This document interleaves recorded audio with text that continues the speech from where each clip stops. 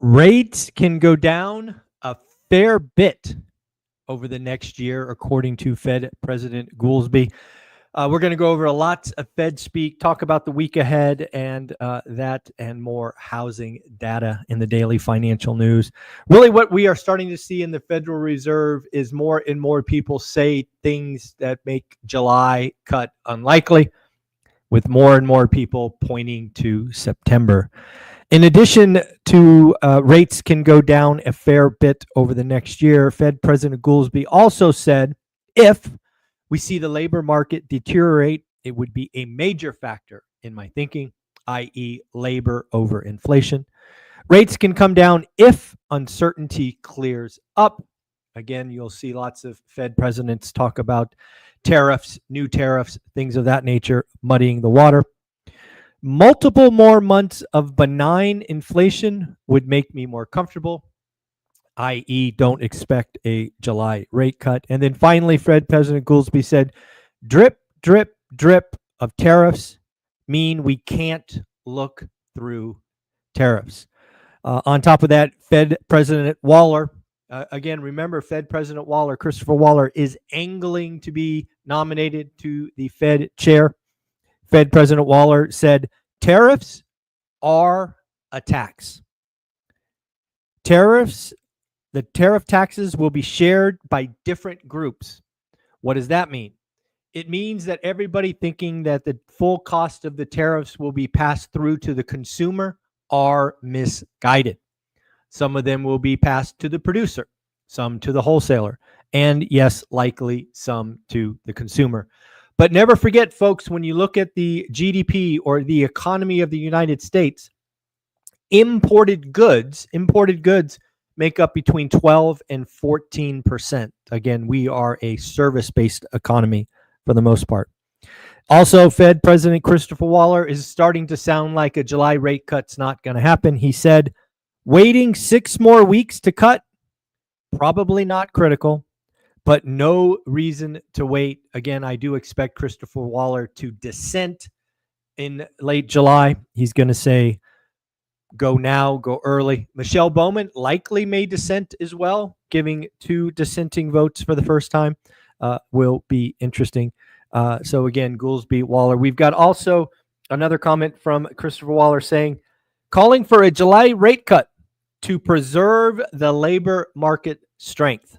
Again, I think it is very clear when you look at labor and inflation, it's labor over inflation, meaning labor is priority 1 and inflation is priority 1.5 or something like that. Fed President Adrian Kugler, the Fed should stand pat for some time because inflation will pick up.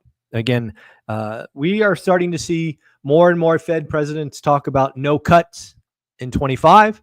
And of course, you've got Michelle Bowman and Christopher Waller talking about July rate cuts. The July Fed meeting, which occurs just a little bit over a week away, ought to be very, very interesting. Do me a favor, everybody. Let's congratulate somebody who got their next deal. I want to congratulate Blair and Amelia. Congratulations for getting your next deal. Your card will go out in the mail. I guess it'll go out tomorrow because today is Sunday. So again, Blair and Amelia, congratulations on your next deal. Let's talk about some key economic numbers coming this week, starting hot and heavy Monday. U.S. leading economic indicators. Really understand what's going on with the economy. Tuesday, Powell remarks at the banking conference. Will Powell be asked about the remodel of the Fed building? Will he be asked about July rate cuts? What will Jerome Powell have to say? Wednesday, we will get existing home sales. Last month, existing home sales annualized number came in at 4.03. It is expected to come in at 4 million. I will actually take the under. I will take something with a 3 handle, 397, 396. So we'll get existing home sales on Wednesday. Thursday, we will get weekly unemployment claims. Again, remember last week, we are now back in the 220s. I think it was 221. So again, back to the kind of place we've been before. We will also get new home sales. New home sales are actually expected to go up quite a bit. They were 623 last month, forecasted to rise to 650. So again, that's, what is that, like 2%? Oh, it's probably more like 3%. And then on Friday, we will get durable goods. Durable goods are actually expected to take a large drop, because remember what happened the month before? We were all pre-buying. We were buying cars and other capital goods before tariffs were kicked in. So durable goods last month were up 16.4. They're expected to fall all the way to negative 11. Whoop, looks like my video froze. What is going on? Looks like you can still hear me, but the video is frozen. Man. All right. Well, we'll just keep rolling because I see comments coming in, so I'm still connected. Not sure why the video is frozen, but we'll just keep rolling. You guys can hear me still, right? I'm going to assume. Oh, looks good to me. All right. Just frozen on my end. Sounds good to me. Well, that's okay. How about some earnings next week? We are obviously getting into the earnings season with the big banks last week. Monday will be Verizon, Domino's Pizza. Tuesday, Coca-Cola, DR Horton, Capital One, and SAP. Wednesday, Tesla, Alphabet, ServiceNow, Chipotle, and IBM. Thursday, American Airlines, Blackstone, Intel, and Newmont Mining. And then Friday will be Auto Nation. So again, lots of earnings. We're going to start to see what's going on with the consumer, what's going on with retail, lots of interesting things. Not sure if you're into the crypto market, but it looked like Ethereum did something it's never done before last week.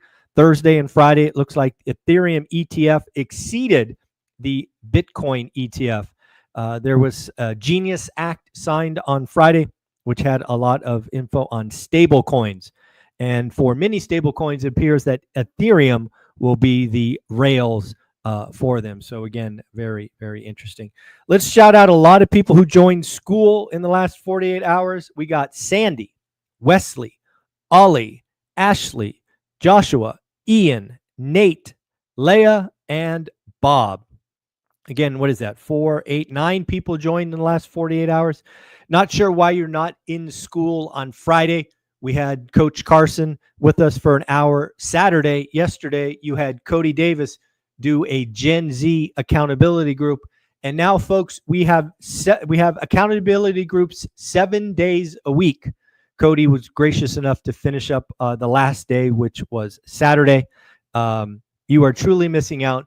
Get in the group with other wealth builders and see how far you can go. And then here today, instead of 8, it will be 9 a.m. today.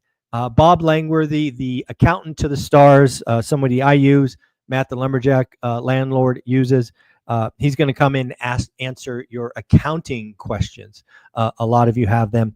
Again, Bob Langworthy at 9 a.m. today. Yes, 9 a.m., not 8, 9 a.m. I made an exception in my schedule so that Bob could be with us today.